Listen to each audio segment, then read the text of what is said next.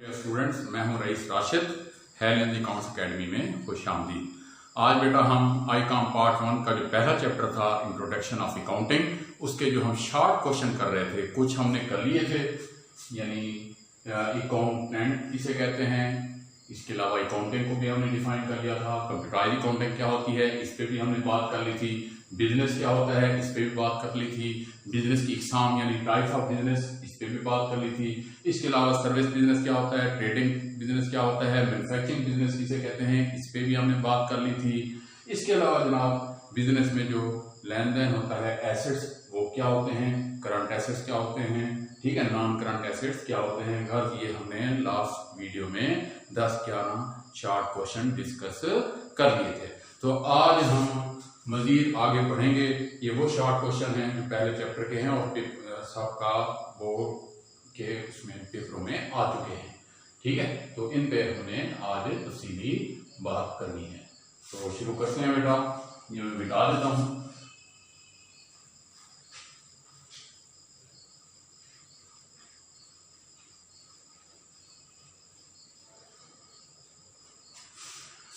अब जनाब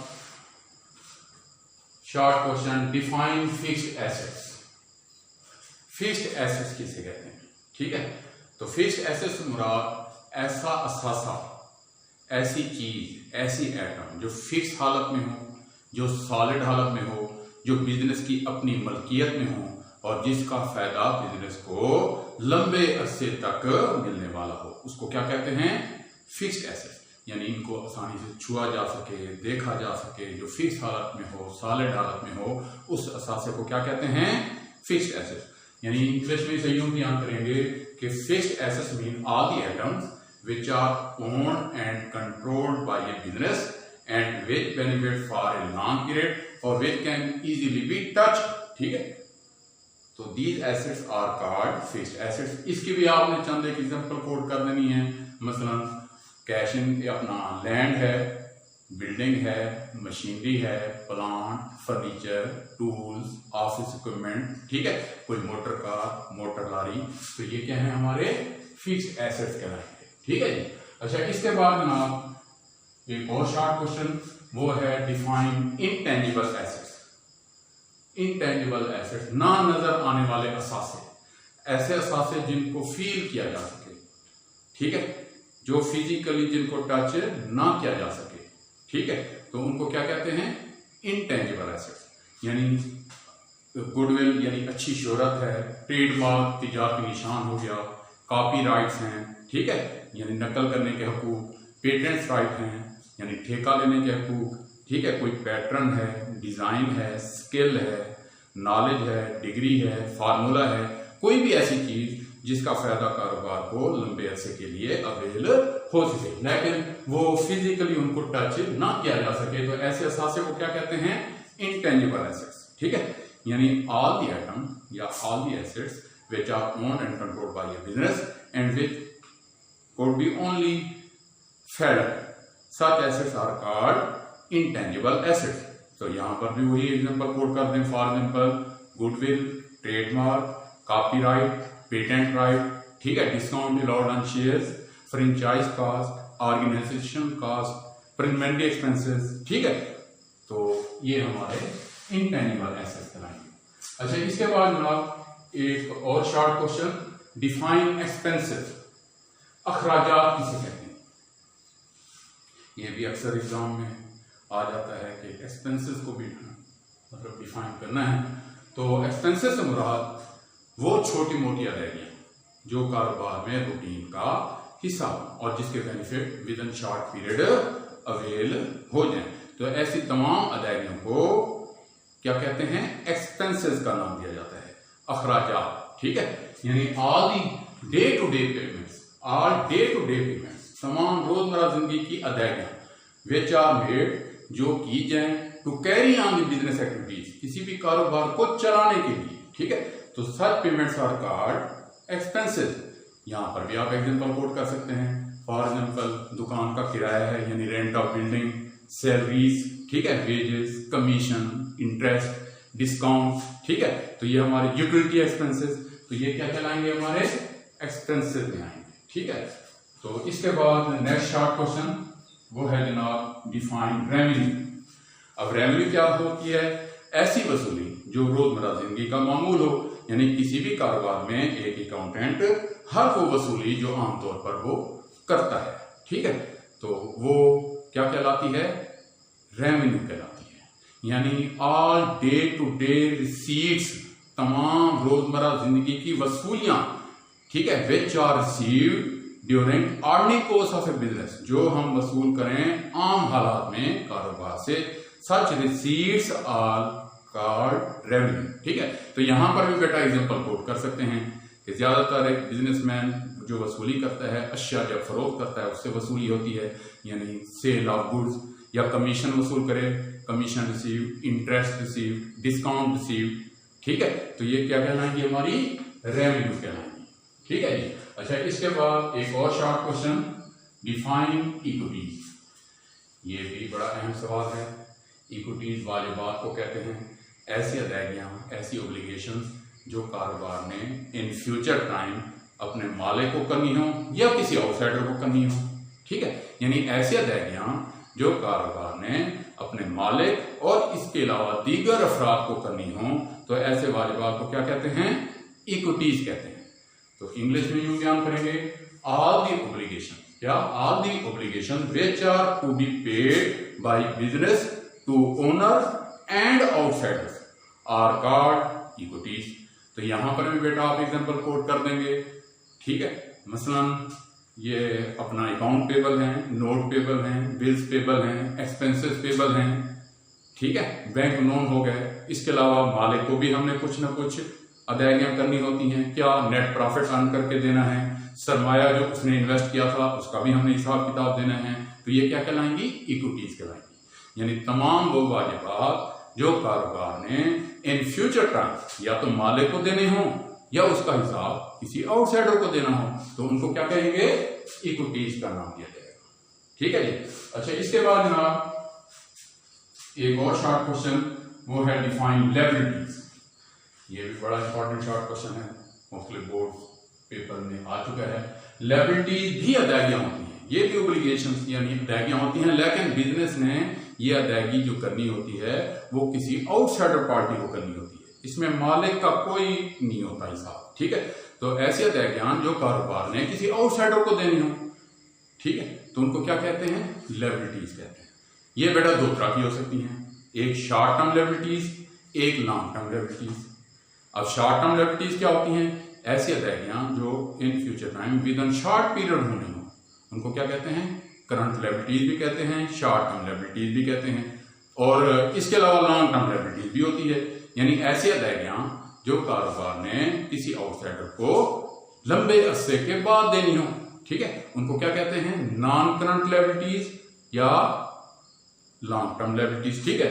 तो ये लायबिलिटीज जो है ना दो तरह की हो सकती हैं, तो करंट लायबिलिटीज, दूसरी नॉन करंट लायबिलिटीज, ठीक है। तो इंग्लिश में यूं बयान करेंगे, are the obligations which are to be paid by business to outsiders are called liabilities.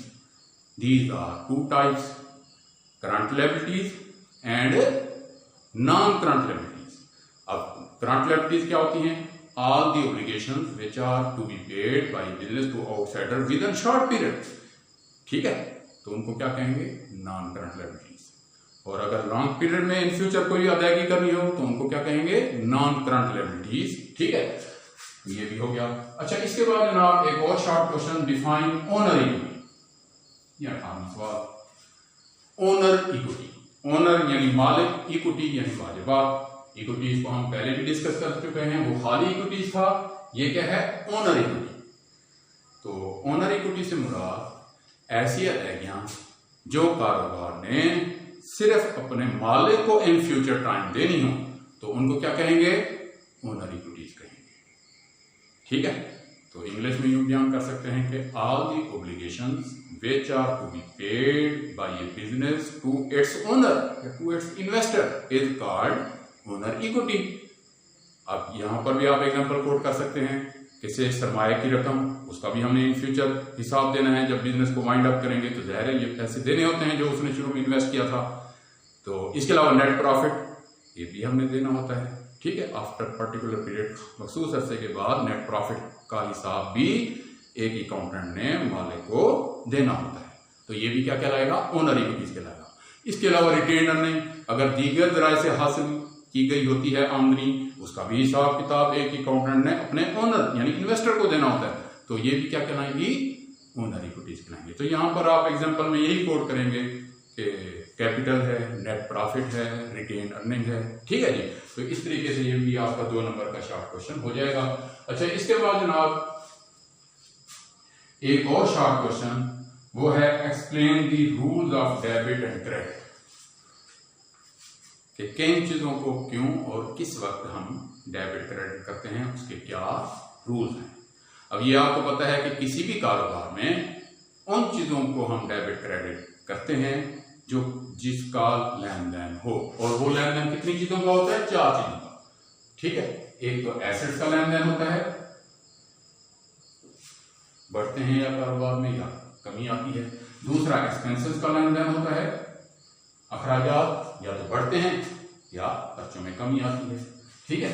Asset से बिजनेस बनाया जाता है, कारोबार चलाने के लिए भी खर्चा किया जाता है, ठीक है। फिर क्या होता है, अल्लाह ताला अजर देता है, अगर आपने सही काम किया है तो रेवेन्यू जनरेट होता है, तीसरा लेन देन, ठीक है। और इसके बाद कर्जा, इक्विटी, ये चौथा लेन then. So there are only 4 items which affect the business activity. So only these 4 items will be debited or credited in the books of accounts. सिर्फ 4 चीजें ही होती हैं जिसका लेन देन होता है कारोबार में, चुनाचा इन्हीं 4 चीजों को ही जब हम बुक्स में यानी बुक्स ऑफ अकाउंट मेंटेन करेंगे तो हिसाब किताब करेंगे, और इनको जब रिकॉर्ड करेंगे तो कुछ कोड यूज करेंगे यानी डेबिट और क्रेडिट का, ठीक है। तो आप यही लिखेंगे कि there are only 4 items which affect the business activities, so only these 4 items will be debited और credited in the books of accounts. These are as follows, number 1 assets, number 2 expenses, number 3 revenue और number 4 equities.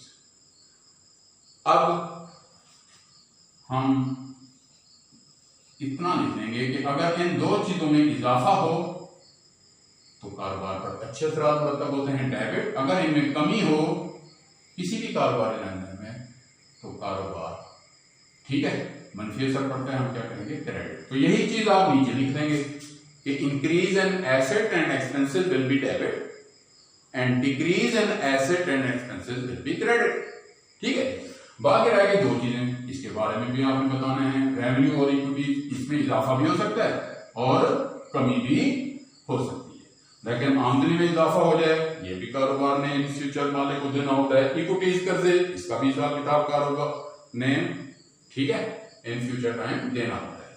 हाँ, अगर इन 2 चीजों में इजाफा हो जाए यानी increase in revenue and equities will be credit, क्या करेंगे हम इसे क्रेडिट कर देंगे।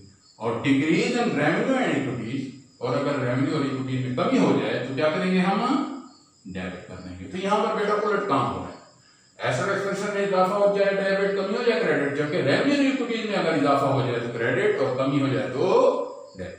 तो यही आपने 2 लाइनें लिख देनी, या increase in asset expansion will be debit and decrease in asset expansion will be credit, जबकि increase in revenue and equities will be credit and decrease in revenue and equities will be debit. तो यही है बेटा हमारे rule of debit credit, ठीक है।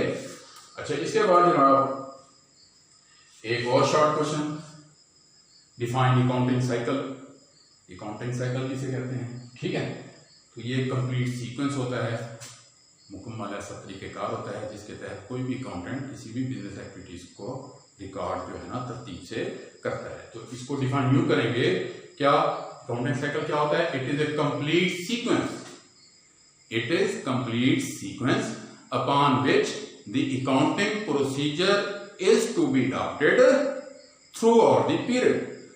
Such complete sequence is called accounting cycle, ठीक है। और इसके 6 स्टेप होते हैं, ठीक है।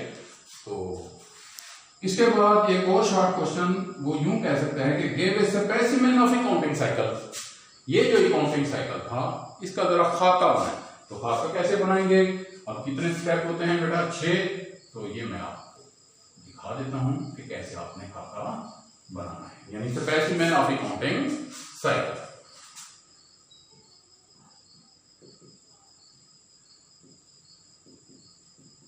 अकाउंटिंग पहला स्टेप क्या होता है? प्रिपरेशन ऑफ वोचर्स, यानी वोचर बनाते हैं। प्रिपरेशन ऑफ वोचर यानी कैश रिसीट वोचर भी, और कैश पेमेंट वोचर या कैश ट्रांसफर वोचर। ठीक है, ये पहला स्टेप जो एक अकाउंटेंट ने जब भी लेन देन होना है 4 चीजों का, पहले वो सबूत के लिए एक डॉक्यूमेंट तैयार करेगा जिसे वोचर कहते हैं।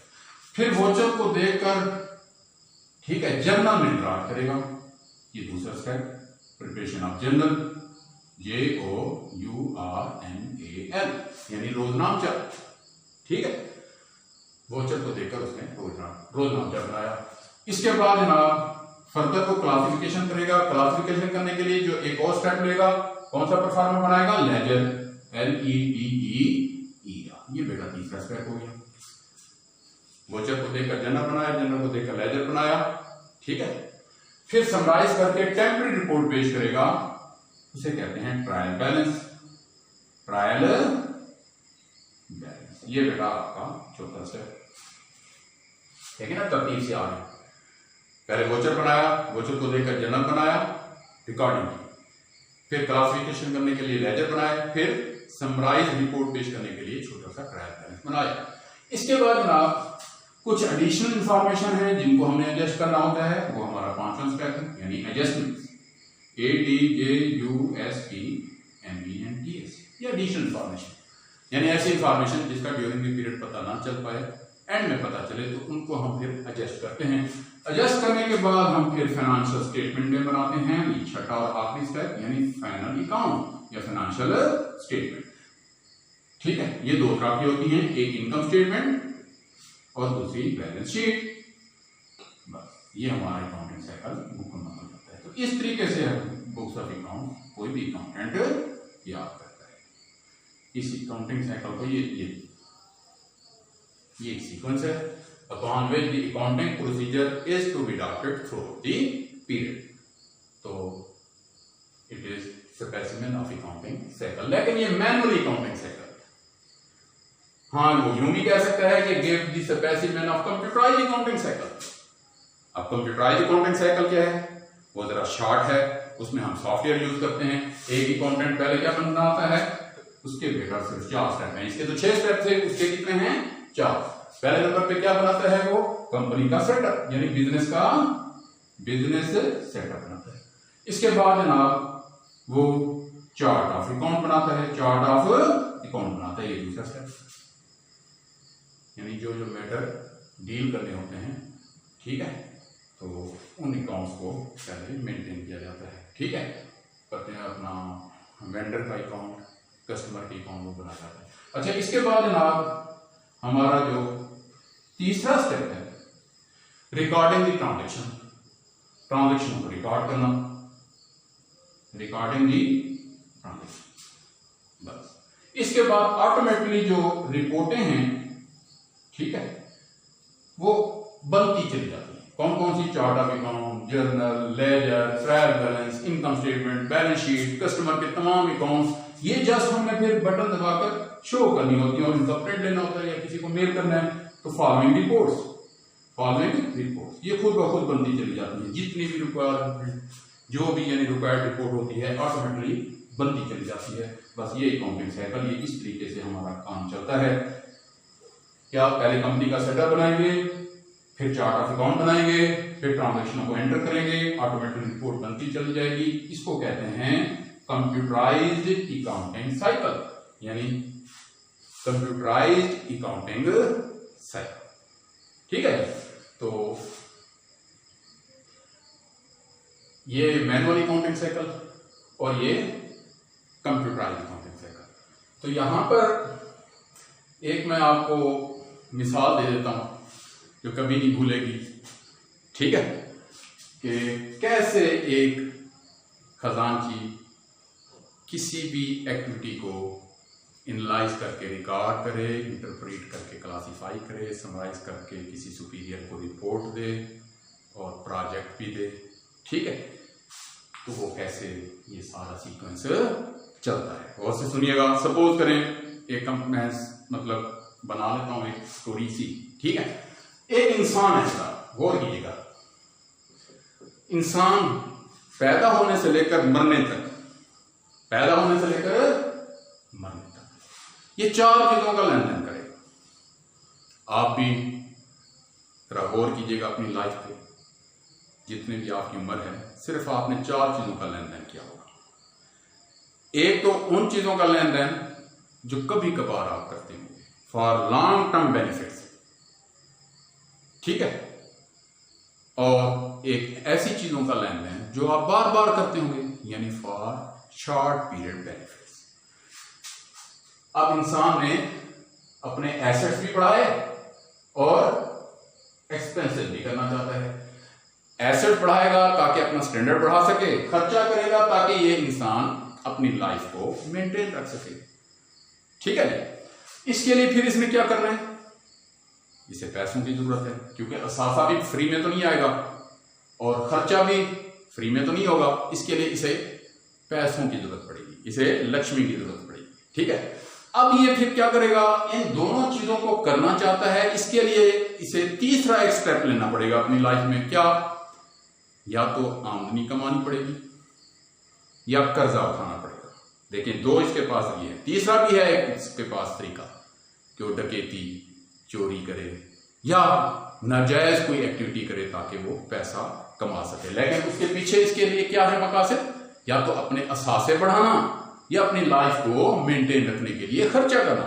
इसके लिए वो पैसों का जब अरेंज करने के लिए निकलता है घर से, तो या तो किसी से छीनता है या जायज सर्विस प्रोवाइड करके रेवेन्यू अर्न करता है या किसी से कर्जा लेता है। करता है ना? अच्छा, अब गैर कानूनी अगर हरकत करेगा तो वो तो इलाउ नहीं है, वो तो माशरे में इलाउ नहीं है। तो अब इसके पास 2 रास्ते रह गए, या तो रेवेन्यू जनरेट करेगा या कर्जा लेगा। ठीक है जी, या तो रेवेन्यू जनरेट करेगा, मकसद क्या है, असासा या खर्चा करना, या कर्जा लेगा, का भी मकसद क्या है, असासा और खर्चा करना। असासे से इसका स्टैंडर्ड बढ़ेगा, खर्चे से इसका स्टैंडर्ड मेंटेन रहेगा। स्टैंडर्ड बढ़ना और चीज है, मेंटेन रखना और चीज है। मेरी बात समझ रहे हो? सपोज करें स्टैंडर्ड बढ़ाने के लिए land, building, machinery, plant, furniture, कोई टूल वगैरह या कोई भी चीज लेगा, और खर्चा करने के लिए अपना कोई भी खर्चा से रिफ्रेशमेंट है, ठीक है, सैर सपाटा है, उठना बैठना है, खाना पीना है, ठीक है, कपड़े हैं, सुर्खी पाउडर है, जो भी है वो खर्चा करेगा। अब इसके लिए क्या है, उसे आमदनी की जरूरत पड़ेगी। या तो अब वो आमदनी के लिए क्या करेगा, सर्विस इसने प्रोवाइड करनी है, या इसने कर्जा उठाना है जो लौटाना भी है। तो 2 चीजें और भी इसकी मजबूरी है, या तो आमदनी कमाना या कर्जा उठाना। लेकिन आमदनी कमाने के लिए भी एक शर्त है कि उसके बदले में इसने सर्विस प्रोवाइड करनी है। ऐसे तो उसमें आमदनी नहीं मिलने वाली। आमदनी कमाने के लिए कुछ ना कुछ करना तो पड़ता है, कोई सर्विस तो प्रोवाइड करनी है, ठीक है। और कर्जा अगर लेना है तो वो भी एक शर्त है कि लौटाना तो है। यानी ये 2 चीजें इसकी मजबूरी है, आमदनी कमाना मजबूरी, कर्जा उठाना मजबूरी, ताकि असासा खरीद सके और अपनी लाइफ को मेंटेन रख सके। अब 4 चीजें ही इसके कंधे पे जो फरिश्ता बैठा हुआ है देखता है पूरी लाइफ पर कि ये किस तरह से कमा रहा है, आया इसकी लाइफ पे असरअंदाज ये 4 चीजें हो रही हैं या नहीं हो रही। और फरिश्ता भी रिकॉर्ड करता चला जाता है, यानी एनालाइज करके रिकॉर्ड करता जाता है। 2 काम हो गए। फिर वो इंटरप्रेट करके क्लासिफाई करता है कि अच्छे काम हैं या बुरे काम हैं।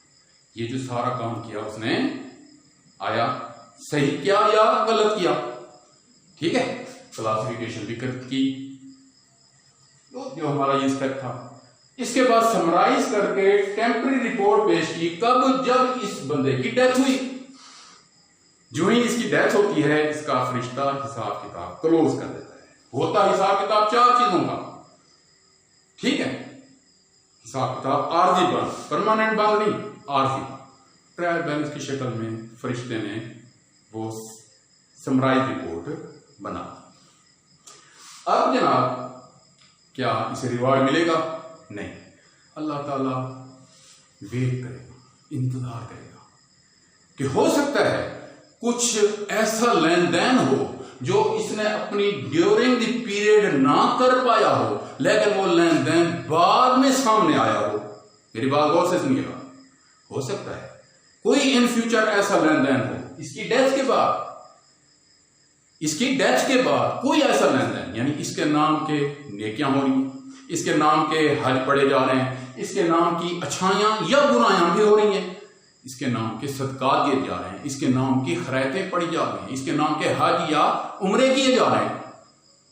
अब अल्लाह ताला उनको भी तो एडजस्ट करेगा ना। इसकी लाइफ में वो चीज सामने नहीं आई थी, कब सामने आई? जब इसकी डेथ हो गई 2-4 साल के बाद, इसके पोतों ने या कोई भी इन फ्यूचर उसने ऐसा लेन देन सामने आया रब ताला के सामने जो इस बंदे से रिलेटेड था। ड्यूरिंग द पीरियड वो सामने नहीं आया था। कब आया था? जब इसका खाता टेम्पररी तौर पर क्लोज हुआ, तो 2-4 साल के बाद मजीद इसकी अच्छाइयां और बुराइयां सामने आने लगी। अल्लाह ताला अब उनको भी एडजस्ट करेगा। क्या करेगा? देखो ये साइकिल चल रहा है ना साइकिल। अच्छा, एडजस्ट करेगा, यानी ऐसी इंफॉर्मेशन जो इस बंदे से रिलेटेड है लेकिन वो उस दौरान सामने ना आए, इसका पता एंड में चले, उनको क्या कहते हैं? एडजस्टमेंट। इसके बाद जनाब फाइनल रिजल्ट निकलेगा। अब फाइनल रिजल्ट कैसे? एक तो इसको अजर मिलना है, किस शक्ल में? जन्नत या जहन्नम, जन्नत या जहन्नम, ये अजर मिलना है, वो इसको मिलना है इस बंदे को। और इसके अलावा इसका स्टैंडर्ड भी देखा जाता है कि इसकी लाइफ स्टैंडर्ड से के मुताबिक गुजरी या बिलो स्टैंडर्ड गुजरी। तो यहां पर भी एक अकाउंटेंट जब किसी बिजनेस का हिसाब किताब करता है 4 चीजों का, तो वो इनलाइज करके रिकॉर्ड करता है, इंटरप्रेट करके क्लासिफाई करता है, समराइज करके रिपोर्ट पेश करता है, लेकिन वो टेम्पररी रिपोर्ट होती है। बाद में उस बिजनेस की एडिशनल इंफॉर्मेशन सामने आती है जिनको वो एडजस्ट करके फाइनेंशियल स्टेटमेंटें बनाते हैं। अब वो किसके लिए? एक तो ओनर के लिए या इन्वेस्टर के लिए देखता है कि मालिक मुनाफा होगा या नुकसान की रकम मालिक से वसूल करनी है। मुनाफा है तो देना है, नुकसान है तो लेना है। ये तो है मालिक का अजर, फायदे की शक्ल में या नुकसान की शक्ल में। इसके अलावा अकाउंटेंट ने बिजनेस को भी देखना है कि आया बिजनेस अप हुआ या डाउन हुआ। मालिक को तो मुनाफा है या नुकसान है, 2 चीजों में से एक चीज तो उसकी होनी है, लेकिन एक अकाउंटेंट ने बिजनेस को भी देखना है कि बिजनेस का स्टैंडर्ड अप हुआ या डाउन हुआ। बाद औकात मालिक को तो मुनाफा हो रहा होता है, कारोबार डाउन हो रहा होता है, और बाद औकात मालिक को मुनाफा कम हो रहा होता है लेकिन कारोबार बढ़ता चला जाता है। ऐसा भी तो होता है ना। तो यहां पर जो 2 स्टेटमेंट हैं, एक income statement to show the financial position of owner और दूसरी balance sheet to show the financial position of a business. इतनी सी बेटा बात थी, ठीक है। तो ये जस्ट मैंने आपको समझाया है कि हर इंसान 4 चीजों का लेन देन होता है, करता है, और हर कारोबार में भी 4 चीजों का लेन देन होता है। 5वां लेन देन ना आज तक हुआ है ना इन फ्यूचर होगा। ओके जी।